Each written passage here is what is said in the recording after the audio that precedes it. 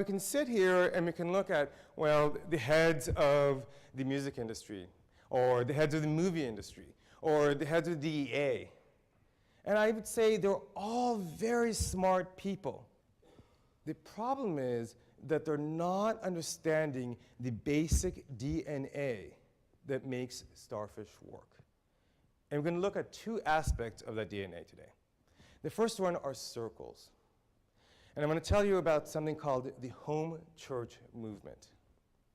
I met this guy 2 months after I wrote the book named Neil Cole. And he told me about these home churches, which, as the name suggests, rather than meeting in churches, the home churches meet inside people's homes. And they have about 15 folks or so. And once to grow beyond the size of the living room, they split and they create another little church. And once to grow beyond that, they split and grow into another little church.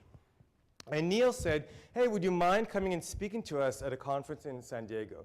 I said, sure. And it was a room kind of like this, just filled with pastors, and it had a couple hundred people. Now, if you had to guess, how many members do you think the home church has internationally?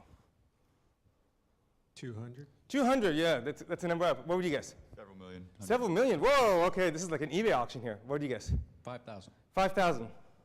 Few hundred thousand. That was my guess. My guess was 200,000. It was way off.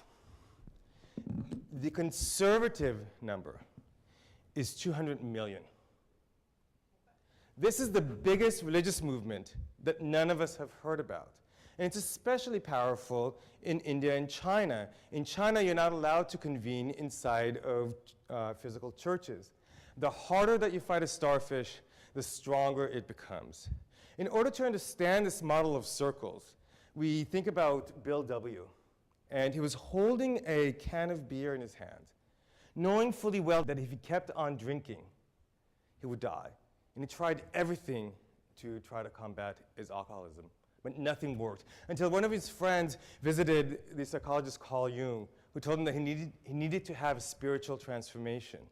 And they held the first AA meeting, which is 8 folks that just got together and helped each other. Until this day, AA is still the most effective way of combating alcoholism.